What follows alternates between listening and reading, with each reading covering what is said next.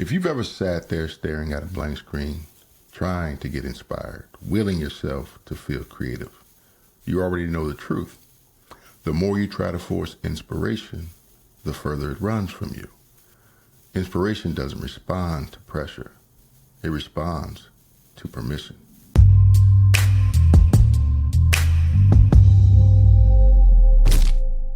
Welcome back. I'm Dr. Sherman Rivers. Today we're exploring why creators struggle to feel inspired on command and why forcing creativity never works. Here's the core insight. Inspiration is not something you generate. It's something you receive. Trying to force inspiration is like trying to force sleep. The effort itself prevents it. Let's break this open. You see, inspiration comes from a different layer of mind. Inspiration doesn't come from your conscious mind. It comes from your creative unconscious, the deeper intuitive part of you. Your conscious mind thinks and analyzes, judges, plans, evaluates, compares. But your creative unconscious, it connects, it imagines, it intuits, expands, it expresses, it flows. When you try to force inspiration, you're using the wrong part of your mind for the job. It's like trying to open a flower by pulling on the petals. You see, pressure shuts down the creative system. When you pressure yourself to be inspired or be original, be productive, be brilliant, be expressive, be ready, your nervous system enters survival mode. And survival mode shuts down openness and intuition, your imagination, your emotional depth, spontaneity, and curiosity. Inspiration requires your system to be open. Pressure forces it closed. Inspiration thrives in relaxation, not force. Think about where your best ideas show up. In the shower, on a walk, while driving, while cooking, before falling asleep, while daydreaming, during calm moments. These are all states of mental relaxation. You're not trying, you're not forcing, you're not pressuring yourself. You're simply open.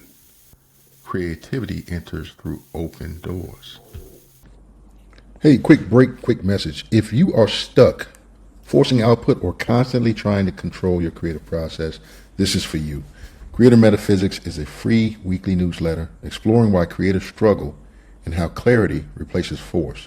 Join free at creatormetaphysics.com or scan the QR code you see on your screen. There's also a link down in the description. So here's what trying to force inspiration actually does. When you try to force inspiration, your mind tightens up. These ideas evaporate. Your inner critic gets louder. Your emotions constrict. Your tension increases. And then self-doubt grows. Frustration rises. The process can even become painful. You're not failing, you're interfering. So what do we do instead? Here's what to do instead. You have to create conditions for inspirations. You don't force inspiration, you have to invite it. So try this instead. Number one, relax your mind. Take deep breaths, reduce pressure, create internal space. Step two, step away from the task. Inspiration often arrives when you stop trying. Step three, engage your body. Movement unlocks creativity. Step four, enter environments that stimulate ideas. Quiet rooms, they stimulate reflection. Outdoor spaces, they stimulate openness. Showers, they stimulate relaxation. Music, it stimulates emotional flow. And number five, ask your mind a question and then let go. This gives your unconscious something to work on. Number six, surrender to the timing. Inspiration always arrives, but never when forced. I'll say that again.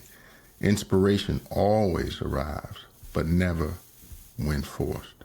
So to make this work, we need an identity shift. So become receptive instead of reactive. When you stop forcing inspiration and learn to receive it, your ideas get much, much clearer. Your voice gets much, much stronger. Your presence gets much, much deeper. Your creativity becomes fun again. Your mind feels lighter, and your process feels natural. This is the heart of identity-led creation. The you that tries to force inspiration is not the same you that receives it. You create better when your identity is leading, not your anxiety. So think about this.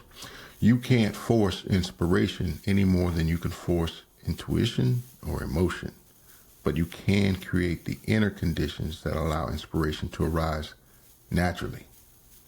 So in the next video in this micro series, we're going to talk about the difference between letting go and giving up.